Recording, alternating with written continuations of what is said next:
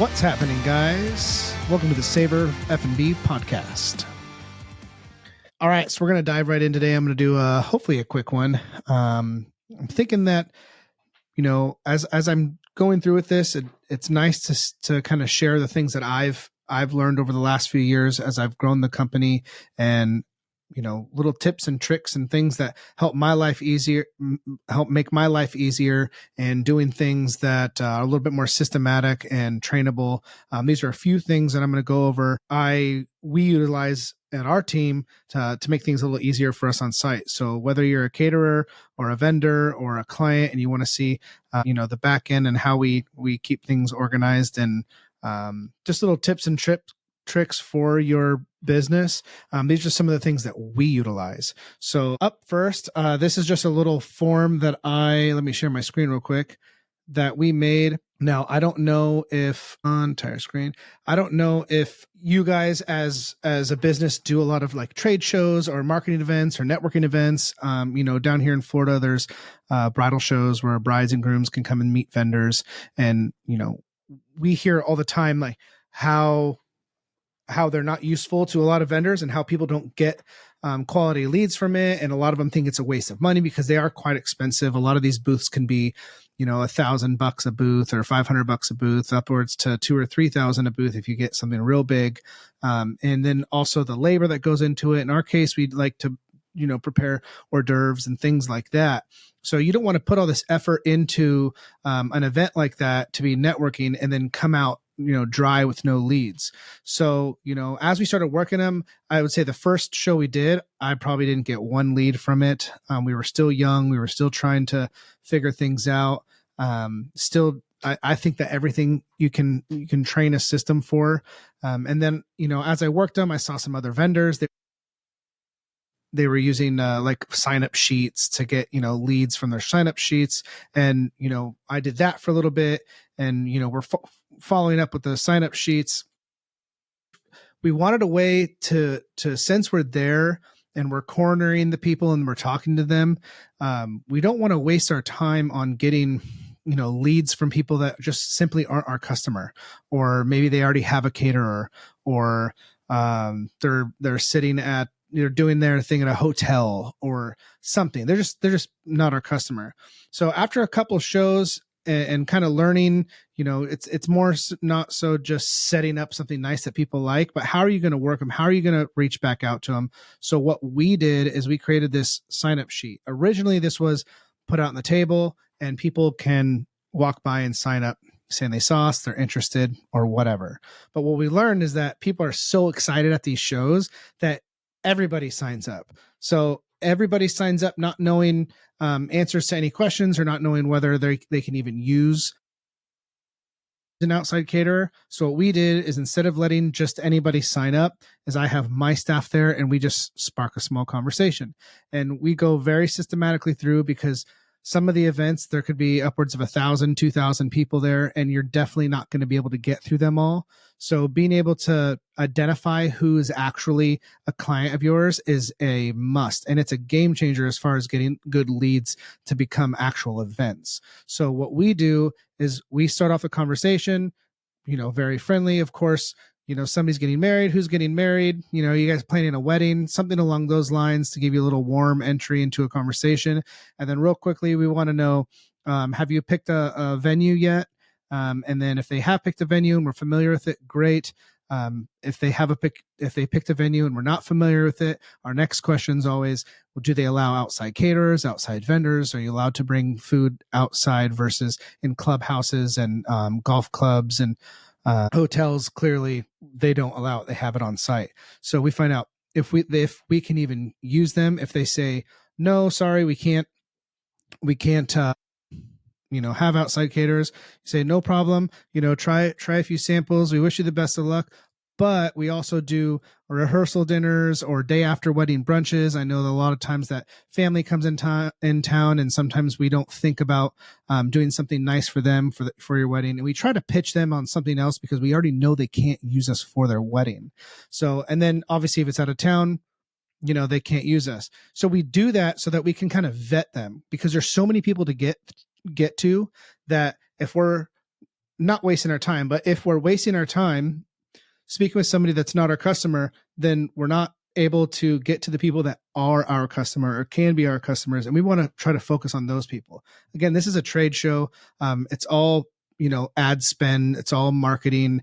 And it costs money for you to be there. So the last thing you want to do is spend all this money and not be able to make some of that back by actually booking an event. If they are not our customer, we say, try some samples, best of luck to you. We're so happy for you. Congratulations. And then we're on to the next person and we follow that. Now, if they can use us and they are a candidate, then the next date is, or the next info is, what's your event date? Is it coming up soon? Have you booked the caterer yet? And then once you've asked them these 4 or 5 questions, you just follow up. Would you like us to reach back out to you? We're trying to get, we usually follow up a week after. And if they say yes, at that time, we write them down on our sheet. And this is the sheet we made, very basic: name, wedding date, phone number, email address. And this is just something that when we come back from that event the following Monday or whatever, we have a list of people that we know we talked to, that they are potential clients, and that we told them that we would reach out. Now, when I'm at these shows, I always tell them, if you don't want to wait for us to reach out, which could take a few days or a week or so, you can always go to our website and say, hey, we saw you at this show. We signed the roster. We would like to get a proposal, and reach us out to us that way. So when you're working these events, you want to make it as easy as you can for the potential client, but you don't want to waste your time on a bunch of people that just are not. Because as an outside caterer for us, there's a ton of people that are just not our customer, just simply because they're either out of town or they're at a venue that provides the catering themselves. And to those people, we offer day after wedding, catering, or day before wedding catering, and we move on to the potential client. So this form is really, really good just to have. It is a very rudimentary thing. And, now for the bigger events, it's not uncommon for us to pull 5, 7 events off of each of these wedding shows. Obviously the bigger ones. There's some smaller wedding shows, only like a couple hundred people. And even on those, we'll pull at least 2 or 3. One event will pay for us being there, 2 events a blessing, and anything more than that, it just means that, our system is working. So that's just one of our things that we do for my team. And then now it's also trainable so that if I'm not at the event, they can go with this form. They know the spiel. I also have kind of like a template of things to say, because you're kind of rusty in the morning. And when you're rusty in the morning, it doesn't come out as smooth. It's a template you can read through a couple times. Then after that, you're off to the races, and you've memorized it and you know what questions to ask and who's our clients. So big help. When you're doing the wedding shows, you definitely need to go in organized, and don't just think that sitting behind your booth that's decorated, that people are just going to come flock to you and want to book your services. You want to go about it in a systematic way. So that's the sign up roster. This is something for us in the office. Now, when I first started, it was just me. So I kind of figured out what I needed to ask people. And I have a catering program, and typically I try to go through the catering program in order to see, to ask them what they need and where it's at and all the pertinent questions. But as I grew and I needed some help, it was not everybody has that just knowledge in their head on what to ask people. So what I do for new people that are starting in the office is I have this little form, this sheet for them, and it's just a cheat sheet for them to be able to get used to what to ask like a potential customer that calls in. So what I did is I just went right down my program to make sure I get all the pertinent information, because the more information you can get on the front end, a lot easier it is going to be to build the proposal and to give them something that's more aligned with what they're looking for, should they have all the details. So obviously, we got to get the date and time in there, the name of the contact, email and phone number, all their contact info, type of event, because again, we're not just weddings. We're basically anything where you need food, service, alcohol, cocktail parties. We're in people's home doing private chef dinners and anniversaries, and there's a ton of stuff. So we like to know what we're getting into. So type of event, where it's located, approximate number of people, and then any food preferences if they have them, any beverage needs or rental needs if they have them. And this, if you're on the phone returning 5 or 6 calls, you get used to filling this out so fast that after a few weeks, you don't even need this form anymore. You can just use, a pad and paper. And that's what I do when I'm on the phones, but I'm really not on the phones that much anymore. But this is a good cheat sheet if you're trying to train staff to take over and help you in that proposal process to at least get the info for people.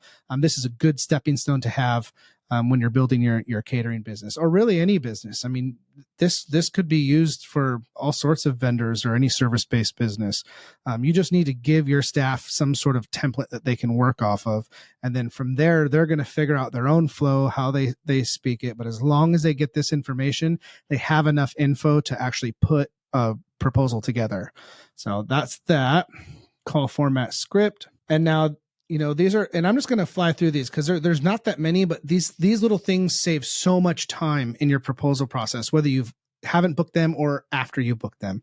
And having little tools that you can send to the people, in my opinion, the more I've helped people, the more people tend to come back and use their services again, because we're willing to give them more info than necessarily what pertains to us. So a lot of people, they get their own rentals and they don't get them through us. So if they are getting their linens and their napkins and their tables and all of that, we send them this little guide, and you can find them anywhere on the internet, but it's just another nice little tool to send people because the last thing you want to do is let them do the linens and let them do the rentals and then show up and you're not taken care of. And you can see, the linens don't go to the ground and all of that. You want it to still look nice, even though they took care of these rentals, if that's what they want. So this is just a little table guide for different kinds of tables and different kinds of linens that go on the tables, whether they're half height or all the way to the floor. We prefer to the floor because we don't want to see like the ugly, fold out metal legs and stuff. So real quick tool, you can send that out to them so they can order accurate linens, because linens can be a little daunting at the beginning. You don't know what size. There's a ton of different sizes for different kinds of tables. So it's a good little cheat sheet to be able to send to them. All right. Next up this is a sample, because when you're booking, you're going to run into little things that if how do I say this? So if they're working with you and you're the caterer and you're not the planner, and there are certain things that you'll know to ask to make the event go smoother. If they're not working with you and they're working with a planner, or they're trying to plan it out themselves, a lot of people think, okay, well, they should just be able to take care of it. But a lot of people haven't done this before. And to save you time and headache on site, walking into something that you would assume that they should take care of, you should just guide them and help them through the process. Because even though it's a little bit more time on something that maybe they didn't necessarily pay you for during the planning process, having it done right is going to make you look better, because you were that resource to make their event go much more smooth. So when we do plated meals, we are very specific on what we need and what the criteria is for a plated meal.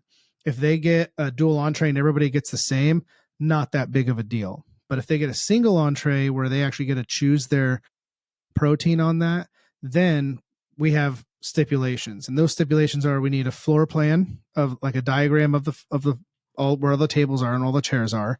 And then we need a detailed like order list. So the table numbers and the table where those tables are that are numbered, and for whatever reason they're never in order, and then where every entree is sat at any given table. So what this is like, this is just a basic floor plan of just an imaginary place to give them an idea of what it's supposed to look like. And then down here is an example of the table numbers and what is associated to that table. So we always start with the bride and groom on a plated, assuming bride got chicken, groom got beef. And then from there, each table needs to give us the exact amount of dishes at that table, which is, table one example was 3 chicken, 3 beef, and 2 vegetarian meals. So we need something like this from the client so that when we're on site, we're not walking up to tables and going, who got chicken, who got beef? It's super tacky. And it's just not a way that we like to present. So, and then another thing that's missing from this is actually like seat numbers. Now, We also require them to put some sort of signifier on the seat numbers. So a lot of them will have, it's got to be assigned seating for a plated meal like this, and they'll have name cards. And on those name cards or on the place setting or something, there has to be some sort of signifier on that table setting that is associated with the meal that they choose. So we've had everything from, a little picture of a fish and a little picture of a cow and a little picture of a chicken to, jewels glued on them, red's beef, yellow's chicken, blue's fish. We've had different color plates or napkins. There's been a lot of different things, but we have to have some sort of signifier. And that's just so my staff, without knowing, can walk up to the table and set the dish down in front of them that they ordered. Because another thing is that when you do a single entree where they can choose, sometimes people sit at the table and go, "Ooh, that looks good. I should have got that." And if there is no signifier, a lot of times people will just straight up change their mind, or they forget or something. And that messes up our count. Because again, since we're outside caterers, we're not exactly like making these dishes to order. It's like there's 100 people and they all got to get fed and put everything down in 15 or 20 minutes. So, if the count's off and then we're over and somebody that actually did order it doesn't get it, we don't want to open that up. Keeping your clients like really organized through the process sometimes at the beginning seems a little bit daunting, but as you get going, it's just confirming to them that they hired the right person that's going to make sure their events go super smooth. So this is just a generic example that we send to the client. We need something like this so that we can do your plated meal efficiently. And again, here's another example. So we have our full liquor license, so we can offer beverages and we can offer liquor and cocktails and stuff. But there are tons of people that just want service and they want to provide their own beverages. So, and this is just one of those things too. When somebody does this, for us, we guarantee you're going to be taken care of. But if somebody else does this and they're doing it on their own and they don't have a planner, or maybe they do have a planner, but they don't show them this. This is a super generic example of what kind of we would pack per 50 people. There's nuance here, and there's always going to be situations where your guests better than we do. For example, we send this because this is tried and true.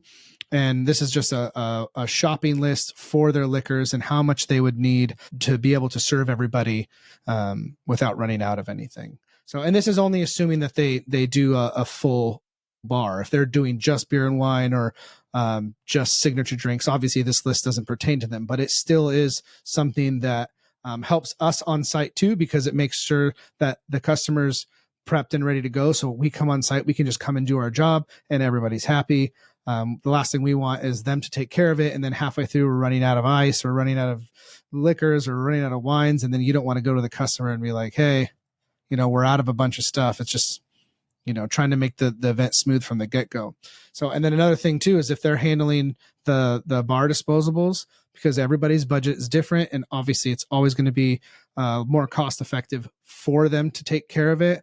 But on the flip side, we don't want our service to suffer because they didn't get enough products. So we even put like disposables for every 50 people, it's 200 cups minimum. And a lot of times we go through even more than that. If you have a beverage station or something, a lot of people just get some water and throw it away. I mean, it's not uncommon for us to go through 1,000 cups or more on an event, even if it's only like 100 to 200 people.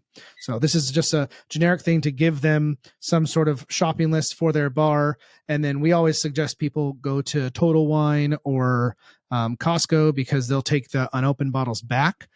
So then they're not afraid of, over purchasing, because they can take even like the cases. If you buy like a case of wine, you could take like 6 bottles back as long as they're not open and they're still in good quality. Another cool tool, or another little simple thing. And a lot of this stuff is simple and it seems like common sense, but taking the time to actually send it to them, it's going to help you in the long run. Less headache on site. You don't want to deal with this stuff day of. You want to make sure that your events are ready to go. All right. So internally, this is for us, and this is going to mainly be just for the caterers out there. This list is, they had a generic list on Webstaurant, you can see down here. And I was able to get it in and modify it. There was a ton of stuff that we would never use on it. It was really, it was more than we would ever need. So this is a list for our packing. So I have an equipment manager, and they do all of our cleaning of the vans, unpacking the vans in the beginning of the week, getting them cleaned out, making sure all of our equipment inside is clean and plates are clean and put away and organized. And then on the flip side, to pack the stuff for the upcoming parties. So every BEO that gets printed out, banquet event order, like basically a list of all the stuff that's ordered for the party, each party gets one of those, and then each party gets one of these. And why have it set up with two separate columns? Obviously, you have to put all the info on top about the event, but why have this set up in two different columns is because one, in a perfect scenario, and we don't do it anymore because I used to have two people that would handle this. But in a perfect scenario, if you have two people, you have one person to write the list, and then you have one person to pack. And why it's good to have those two people separate is because it gives you two sets of eyes on the party, and then they theoretically, hopefully, would catch the things that maybe got missed. But either way, you do it separately. So you put the quantity needed for all this stuff. I put to my staff on some of this stuff because it's going to be on every single party. So every single party is going to get water pitchers and cocktail napkins and dinner napkins, gloves for the back of the house, serving and clearing trays. Those are all things and that are going to be on every party. So I just snuck a duh in there because if we do forget something like that, it's a duh moment, and it shouldn't happen. So they'll go through and make all this. I left some blank spaces in here so that if there are certain things not on this list, or there's custom requests of stuff that we don't typically use all the time, that they can be written in and the quantity can be put in. And this helped our parties immensely. Modify it here and there, but now we've been running with this list for, I guess this is our third busy season. So most of the stuff that we need is on there. And this really got rid of, the getting on site and wondering if it's there, because this sheet isn't just filled out, it's also sent on parties. So if there was, like, we have leads, some people have, banquet captains or whatever. So our leads are responsible for taking the vans to the event and running the staff. And, they're the ones in charge, and they have a copy of the BEO and they have a copy of this. And on this, if they're missing something, they can come and double check, was it written on the list? And then they can double check once it got packed and put on the van, because everything that's filled in the bubbles here, those are actually packed and put on the van. So once those are done, it's checked off, and then they can look and say, oh, this was written, but it wasn't checked off. So chances are it's not there. Obviously it's not a big deal to text our equipment manager or something, because they should have really done it in the first place. So if they get a late text, where is this item? It's warranted because they forgot something. Yeah. So the people on site know if whoever packed it, they checked it off and said it was in the van. So if it's checked off, it should be in there. And it's just it's always good to try to be as organized as possible. And there's no way anybody can remember all of the things that have to go in the event. So this just took care of so many things for us, and it shouldn't have taken so long for us to figure it out. So this is our catering list. And then I think this is the last one. So this is something that I like, trainable systems. So at the beginning, it was just me. And I was doing the cooking, I was doing the calling, I was doing the emails, I was doing the pickups, I was, doing the driving, I was doing the packing, I was doing everything. As we got busier and I started needing more help, it got harder to control, right? So, I'm a chef. I'm not, at the time I wasn't like business owner or any of that stuff. So for me to figure out how to train people, like the things that were in my head all the time, it got too hard, because I've been running like kitchens and stuff in restaurants and people, since I was 19 years old. So I have a pretty good way of how I organize things and like organize my team and all of that in here. So for me, when I have a lead go out on site and there's only like 5 or 6 staff, generally it's pretty easy to say, you're unpassing hors d'oeuvres, or you're, helping with the buffet or whatever. But as we started getting more bigger events where we have 10, 15, 20, or 40 staff members on site, then it's like, how do I train a lead who's, even if they've been managers at restaurant and stuff, how do I train them to kind of guide this team of this sea of 20 staff people that show up on event and maybe not, most of them maybe don't work full time with us, right? Because staffing for catering companies, a lot of people are part-time. So what I did is I tried to put what's in my head onto a piece of paper as simple as possible, and make it as neat as possible. Because when I'm running a party, I think of the party in basically like 3 blocks, right? We have our setup time from when we get to the party and we set up all our stuff. If it's a buffet, we set up the buffet or the bar. If it's a cocktail party in someone's house, we got to put the oven on, and there's just things that we have to do. So even though there's not like exact tasks on this, I have something else I can show you after this. I gotta find it real quick. Even though there's not exact tasks on here, this basically organizes the people that are there. So what I do for the leads is I have the leads, when they get on site, to fill out this staff on site part first, which is on the right-hand side. And that's going to be a list of every staff person that's working that event. So we use an app called Homebase to actually schedule the event, and it will tell them whether they're bartending or serving or whatever. But once they get on site, everybody needs tasks to do. So what we do is we fill out this form. The lead will just fill it out, and then of everybody on there. And then on the left-hand side, it says pre-shift setup notes. And we always do a pre-shift meeting once the server goes in, because we have kind of like a standard operating procedure on that, which, you know what, I'm going to do that on my next podcast. But the standard operating procedure is the lead goes on site, they get with the planner or the customer or the owner of the home, they get kind of a lay of the land, where everything's going, where we can put our stuff, where we can set up, and then they come out and do a pre-shift. And on that pre-shift, they're going to assign people from that master list to their duties. So they're going to put someone on buffet, someone on dining room, someone in the back kitchen area, someone on bar. And now they know how many people are on one of these things. Like, it's not going to take 3 people to set up a buffet, but it's going to take 1 or 2. So they'll put someone that does that. And generally we put people on things. Once they work a few parties, we know what they're good at. We know what they're doing, but this is pre-shift. So at the pre-shift meeting, they're going to tell everybody, okay, so-and-so is going to go on a buffet. You 3 or 4, if we have to set up like a large dining room with plates and flatware and all that, napkins, you 3 or 4 are going to be on, the dining room area. And then if it's a smaller party, they don't really have to assign people to the back kitchen, because the chef's always going to be there. But if they have extra people or it is something bigger, it's always good to give the chef an extra hand just to help them get organized and stuff. So then they would assign them to the back kitchen. And obviously the bartenders would take priority in setting up their bar. And then I leave notes just in case, somebody like a client says, okay, well, they want the buffet in, the back patio area next to the pool, something like that. So the notes are there for that. And that's pre-shift. And then once pre-shift's over, in that time, the lead, once everybody's out doing their tasks, will assign the rest of the night, what they're going to do for the rest of the night.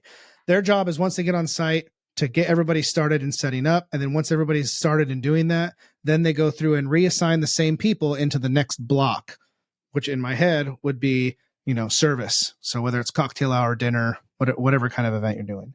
So before service, you'd have another meeting after setup. And at that meeting, you're going to assign those people to what they're going to be doing for the rest of the night.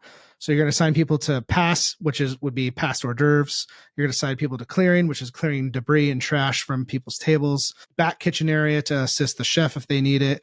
Water pour and finishing touches. Those are going to be people that are going to go out like the last 15, 20 minutes before dinner, after cocktail hour starts. And they're actually going to go and do the water pour for everybody. They're going to make sure the buffet sternos are lit. They're going to make sure, everybody's set and there's nothing, all the little details are taken care of. And then the bar people, obviously you would set the bartenders just at bar through the whole process. You wouldn't switch people up. At least we wouldn't. And then buffet, for dinner would be for if people are serving the buffet. So buffet setup is a lot different than buffet serving or buffet during cocktail hour and dinner. And that is they're responsible for loading the buffet, serving, keeping it clean, make sure plates are on there. That is their only responsibility. Food running would be people going to the hot boxes, replenishing the buffet, or plated staff would be serving the plated to which is a totally another, totally other animal. But the food runners would be taking plates to the tables where people can set them down. And then during that same meeting, we would tell the people what they're doing after dinner too, because the last thing you need to do during an event is to keep reminding people all night. And then this sheet's filled out too, so nobody can forget. So if anybody forgets, the lead has a sheet already filled out and they say, oh, I assigned you to this. Not a big deal. It happens. So then after dinner, you would assign people to doing, somebody needs to be doing dishes. Somebody needs to be doing clearing, which, at that time, if they're getting real stuff, all those, real plates and flatware need to come off the tables back to the people doing dishes, because we also clean everything on site. And then cleaning the back kitchen. And a lot of times that's the chef and then like one or two other people. And then the bar people are going to be it. So this is just my way of when I was managing everybody. This is what I just did in my head. And I didn't have this sheet but sometimes I would still even write it down, because also, like, say you get tips and tips are pooled for us, you'll have a sheet next to everybody so you can count up how many staff people you have without wrangling everybody to the back for another meeting. It helps train new leads, and it helps existing leads keep their people organized in their head. If it's a really big party and there's like 20 or 30 staff people, typically I'll put people in teams, and then they have like their team, people with them all night doing the same things. But this just helps keep everybody organized, keep the lead not scratching their brains out or wondering why they assigned someone to do dishes, but they're out on the floor clearing and nobody's doing dishes, but then they can't remember if they assigned them to do dishes. There's just a lot of stuff going on. So having this hard copy, it takes 5 minutes to fill out, but it just helps the whole night be so much more organized. So if you have a catering business, get some sort of form like this, because it's just going to change. And then make sure that they fill them out. So I also make them give me these sheets after, so they leave, and I don't really look at them that much, but I make sure they're there so that I can make sure that they're actually filling them out. So have a sheet like this. So what I was going to show you that I didn't pull up is procedures. And if you don't have something like this either, you really need to spend, and some of this stuff takes days or weeks to figure out, but there we go. It's going to take a second. All right. Having some sort of procedures with your staff is be what sets you apart from being able to scale your business. There's only so much someone can do on their own. And as you grow, not everybody is going to always be on the same wavelength as you. And almost none of the time they will be. So when you saw before where it had all those roles where people were like buffet, back of the house, kitchen, all that, I actually have these on every work van. They don't get, I guess read that often, but they also, when we hire on new people, it's also a packet that says, hey, if they've never catered, they can see exactly how catering is done. And I'm going to go through this on another podcast, but in a nutshell, this is a role description. So people that work back of the house, all of their duties, people that work bar, their duties, dining, their duties, people that are on buffet, their duties, et cetera, et cetera, et cetera. This is kind of like our procedures list for like our how we do everything. I have procedures for the event, like what happens earlier when I said, the lead gets to the site and then makes contact with the planner or the guest or the owner, and then they come back. I mean, all that's in here: lead to greet clients, pre-shift meeting, unload vehicle entirely. Like everything's mapped out so that later, as we grow even more, I can have leads go through this, and the new people coming in have the expectation to know what's going on. I have truck and trailer procedures for because we have 2 trailer setups, things that need to happen. And it also puts accountability on your staff too. So even though you would probably do all this stuff, the goal is to have a business that can run if you get hurt or sick or whatever.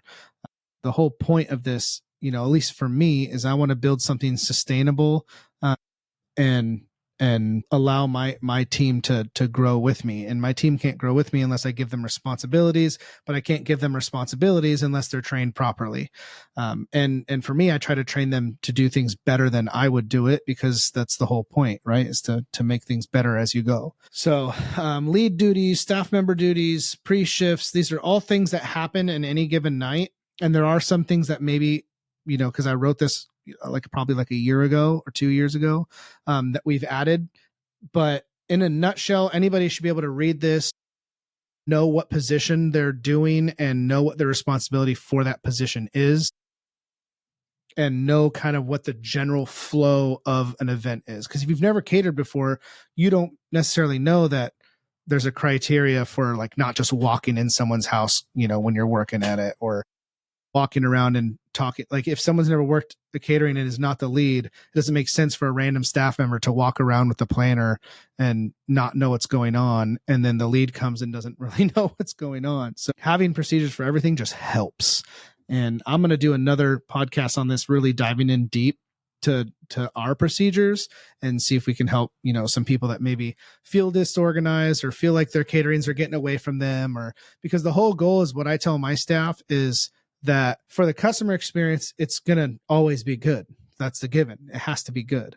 But there's no reason why it can't also be good for us, for the staff. If the customer's always going to have a good time and be happy, then we need to figure out how to be organized and not running around crazy, and not and have that same feeling ourselves. If we're doing 100, 200 events a year or more, there's no reason why we can't be so polished that it's, just another day at work and we're not sweating and running and forgetting things. And we should have a nice procedure that maybe takes a little bit of getting used to, but once we're used to it, things go real smooth. And it shouldn't be an issue whether we're doing a wedding for 50 people or a wedding for 400. It should be the same exact procedure, just more staff and more people. That's kind of a look into what I'm doing. I hope this helped you guys. If you have any ideas or how to make anything better, or if you guys want copies of some of this stuff, just reach out. I'm all for helping people. I think there's enough business out there for everybody. I think that, if I'm in a position to help somebody and I have time and somebody can take value from this, this stuff would have helped me. Some of this stuff took me a few years to get down. If I could speed up that process for some other people, just reach out and let me know. And other than that, thanks for listening, guys. Have a great day.